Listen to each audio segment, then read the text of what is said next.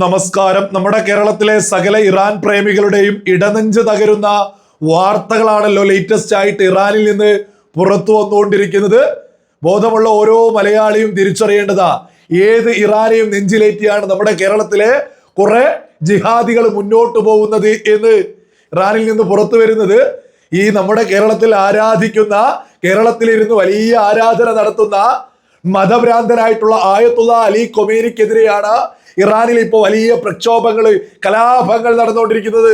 ഇതിനോടകം തന്നെ 45 ആളുകൾ കൊല്ലപ്പെട്ട് കഴിഞ്ഞു. ഇറാന്റെ തലസ്ഥാന നഗരിയായിട്ടുള്ള ടെഹ്റാനിൽ ഇന്റർനെറ്റ് ഒക്കെ തന്നെ വിച്ഛേദിച്ചിരിക്കുന്നു. ഇന്റർനെറ്റ് ഒക്കെ പൂർണ്ണമായിട്ട് നിർത്തിവെച്ചിരിക്കുന്നു. മാത്രമല്ല, ഈ ഒരു സാഹചര്യത്തിൽ പോലും ഇറാന്റെ ഭരണകൂടം എങ്ങനെയാ മുന്നോട്ട് പോകുന്നത്? ഇറാന്റെ വിദേശകാര്യമന്ത്രി ഈ ഒരു സമയത്ത് പോലും, അതായത് ടെഹ്റാൻ നിന്ന് കത്തുന്ന സമയത്ത്, ജനം രംഗത്തിറങ്ങി കലാപ രീതിയിൽ വലിയ പ്രക്ഷോഭങ്ങൾ നടത്തുന്ന സമയത്ത്, ഇറാന്റെ വിദേശകാര്യമന്ത്രി നേരെ ലബനാനിൽ പോയിട്ട് ഇവര് പോറ്റി വളർത്തുന്ന ഹിസ്ബുള്ള എന്ന ഭീകര സംഘടനയുടെ ഭീകരരുമായിട്ട് കൂടിക്കാഴ്ചയ. എന്നിട്ട് അവിടെയുള്ള കൊല്ലപ്പെട്ടിരുന്ന ഹസൻ നസ്രുള്ള എന്ന ഭീകരന്റെ ആ മറവ് ചെയ്ത സ്ഥലവുമായി ബന്ധപ്പെട്ടാണ് സന്ദർശനമൊക്കെ നടത്തി വിദേശകാര്യമന്ത്രി അങ്ങ് ലബനാനിൽ നിന്ന് വലിയൊരു വീരവാദവും അടിച്ചിട്ടുണ്ട്. അതായത് ഏത് തരത്തിലുള്ളതിനും ഞങ്ങൾ തയ്യാറാണ്, നേരിടാൻ തയ്യാറാണ്. ഇറാൻ ലേറ്റസ്റ്റ് ആയിട്ട് പ്രഖ്യാപിച്ചതാ, ഞങ്ങളെ ആർക്കുമെതിരെ, ഇസ്രായേലിനെതിരെ ആണെങ്കിലും ഞങ്ങൾ യുദ്ധത്തിന് തയ്യാറാണ്. പക്ഷെ ഇസ്രായേലിനോടും അമേരിക്കയോടൊന്നും ഞങ്ങൾക്ക് യുദ്ധം ചെയ്യാനൊന്നും താല്പര്യമില്ല, പക്ഷെ ഞങ്ങള് തയ്യാറാണ് എന്ന്. ഇതൊക്കെ കേട്ടാൽ കോമഡി അല്ലേ? ഇതും പൊക്കിപ്പിടിച്ച് നമ്മുടെ കേരളത്തിലെ ജിഹാദികൾ മുന്നോട്ട് പോകുന്നുണ്ട്.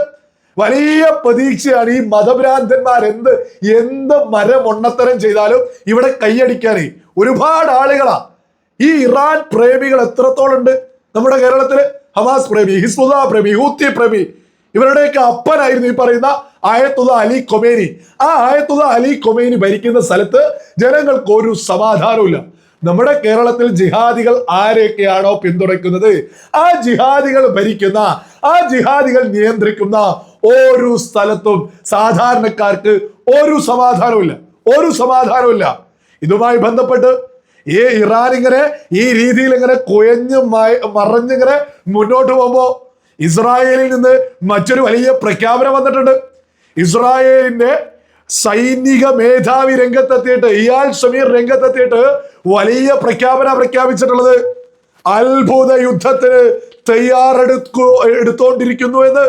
അപ്രതീക്ഷിത, നമ്മുടെ രാജ്യത്തിന്റെ ഭാഷയിൽ പറഞ്ഞാൽ ഒരു സർജിക്കൽ സ്ട്രൈക്ക് ഏത് സമയത്തും ഇസ്രായേലിന്റെ ഭാഗത്ത് നിന്ന് ഉണ്ടാവുമെന്ന് ഇസ്രായേലി സൈനിക മേധാവി ഔദ്യോഗികമായിട്ട് തന്നെ ലോകത്തോട് പ്രഖ്യാപിച്ചിരിക്കുന്നു. അതുമായി ബന്ധപ്പെട്ട വാർത്തകളാണ് നമ്മൾ ഇവിടെ കൊടുത്തിരിക്കുന്നത്. ഇറാന്റെ ഭരണകൂടത്തെ, ഇറാന്റെ മതഭ്രാന്തന്മാരുടെ ഭരണകൂടത്തെ ഇസ്രായേലി പ്രധാനമന്ത്രി കൃത്യമായിട്ട് അതിന്റെ അന്ത്യം കുറിക്കുമെന്ന് പ്രഖ്യാപിച്ചിട്ടുള്ളതാ. ഇറാന്റെ മതഭ്രാന്തന്മാരുടെ ഭരണകൂടത്തെ തച്ചൊടയ്ക്കും, ഒരു തർക്കമില്ലാത്ത വിഷയ. ആയത്തുള്ള അലി ഖൊമേനി രാജ്യം വിട്ട് ഓടേണ്ടിയും വരും, ഒരു തർക്കമില്ലാത്ത വിഷയ. ഇവിടെ കുറെ മരമൊണ്ണ ജിഹാദികളുണ്ട് കേരളത്തിൽ. ഇസ്രായേൽ ഇറാൻ യുദ്ധം നടന്നപ്പോയേക്ക് ഇറാൻ അങ്ങ് മലമറിച്ചോ എന്നായിരുന്നു. ഹിസ്ബുള്ളയും ഇസ്രായേലും തമ്മിലുള്ള യുദ്ധത്തിലും, ഇസ്രായേലും ഹമാസും തമ്മിലുള്ള യുദ്ധത്തിലും ഇവിടെ കുറെ മരമൊണ്ണകള് ഈ പറയുന്ന ഹമാസ് ജയിച്ചോ, ഹിസ്ബുള്ള ജയിച്ചോ, ഇറാൻ ജയിച്ചോ എന്നായിരുന്നു. അവരൊക്കെ ഇപ്പൊ എന്തു പറയുന്നു?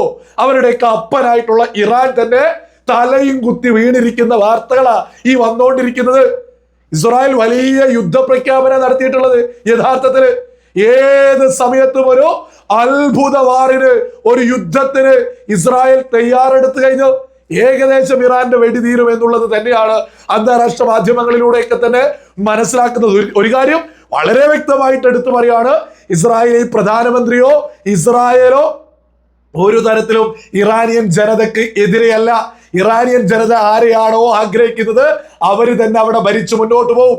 ഇറാനിയൻ ജനതയും ഇന്ന് നിലവിൽ അവിടെ പ്രക്ഷോഭം നടത്തിക്കൊണ്ടിരിക്കുന്നത് നമ്മുടെ കേരളത്തിലെ ജിഹാദികളുടെ പ്രിയപ്പെട്ട ആയത്തുള്ള അലി ഖൊമേനിക്ക് എതിരെയാണ് എന്നുള്ളതും ബോധമുള്ള സകല മലയാളികളും തിരിച്ചറിയണം.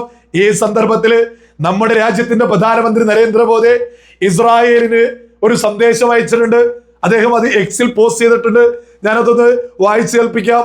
എൻ്റെ സുഹൃത്ത് പ്രധാനമന്ത്രി ബെഞ്ചമിൻ നെതന്യാഹുവിനോട് സംസാരിക്കാനും അദ്ദേഹത്തിന് ഇസ്രായേൽ ജനതയ്ക്കും പുതുവത്സരാശംസകൾ നേരാനും കഴിഞ്ഞതിൽ സന്തോഷം. ഇന്ത്യ ഇസ്രായേൽ തന്ത്രപരമായ പങ്കാളിത്തം വരും വർഷത്തിൽ കൂടുതൽ ശക്തിപ്പെടുത്തുന്നതിനുള്ള വഴികളെ കുറിച്ച് ഞങ്ങൾ ചർച്ച ചെയ്തു. മേഖലാ സാഹചര്യത്തെ കുറിച്ചുള്ള കാഴ്ചപ്പാടുകൾ ഞങ്ങൾ കൈമാറുകയും കൂടുതൽ ദൃഢനിശ്ചയത്തോടെ ഭീകരതയ്ക്കെതിരെ പോരാടുവാനുള്ള ഞങ്ങളുടെ പങ്കിട്ട ദൃഢനിശ്ചയം വീണ്ടും ഉറപ്പിക്കുകയും ചെയ്തു. നമ്മുടെ രാജ്യത്തിന്റെ പ്രധാനമന്ത്രി നരേന്ദ്രമോദി ഈ കഴിഞ്ഞ ദിവസങ്ങളിൽ ഇസ്രായേലി പ്രധാനമന്ത്രി ബെഞ്ചമിൻ നെതന്യാഹുവിനെ വിളിച്ചുകൊണ്ട് നേരിട്ട് സംസാരിച്ചിരിക്കുന്നു. ഭീകരതയ്ക്കെതിരെയുള്ള എല്ലാ രീതിയിലുള്ള ഐക്യവും ഇസ്രായേലിന് ഉറപ്പ് നൽകിയിരിക്കുന്നു. നമ്മുടെ പ്രധാനമന്ത്രി എക്സിൽ പോസ്റ്റ് ചെയ്തതിന് ഷെയർ ചെയ്തുകൊണ്ട് ഇസ്രായേലി പ്രധാനമന്ത്രി ബെഞ്ചമിൻ നെതന്യാഹു ലോകത്തോട് പ്രഖ്യാപിച്ചതും ഞാനൊന്ന് വായിച്ചു കേൾപ്പിക്കാം. എന്റെ സുഹൃത്ത് പ്രധാനമന്ത്രി മോദി, ഊഷ്മളമായ സംഭാഷണത്തിനും സൗഹൃദത്തിനും നന്ദി. ഇന്ത്യയിലെ ജനങ്ങൾക്ക് എൻ്റെ ആശംസകൾ. ഇന്ത്യയുമായുള്ള ആഴത്തിലുള്ള പങ്കാളിത്തത്തെയും ഭീകരതയെ പരാജയപ്പെടുത്താനുള്ള നമ്മുടെ പൊതുവായ ദൃഢനിശ്ചയത്തെയും ഇസ്രായേൽ വിലമതിക്കുന്നു. നമ്മുടെ രാജ്യത്തിന്റെ പ്രധാനമന്ത്രി നരേന്ദ്രമോദി വളരെ വ്യക്തമായിട്ട് ലോകത്തോട് പ്രഖ്യാപിക്കുന്നുണ്ട്, ഞങ്ങൾ ഭീകരതയ്ക്കെതിരെയാണ്. ഭീകരതയ്ക്കെതിരെ ആര് പോരാടുന്നോ അവർക്കൊപ്പം നമ്മുടെ ഭാരതം നിലകൊള്ളുമെന്ന് ഈ കഴിഞ്ഞ ദിവസം പോലും ലേറ്റസ്റ്റ് ആയിട്ട് നമ്മുടെ പ്രധാനമന്ത്രി നരേന്ദ്രമോദി പ്രഖ്യാപിച്ചിരിക്കുന്നു.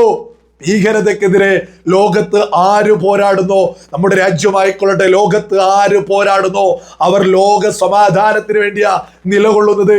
അത് മാത്രമേ വിജയിക്കാവൂ. അത് വിജയിക്കുന്നതിലൂടെ ലോകത്ത് സമാധാനം ഉണ്ടാവൂ.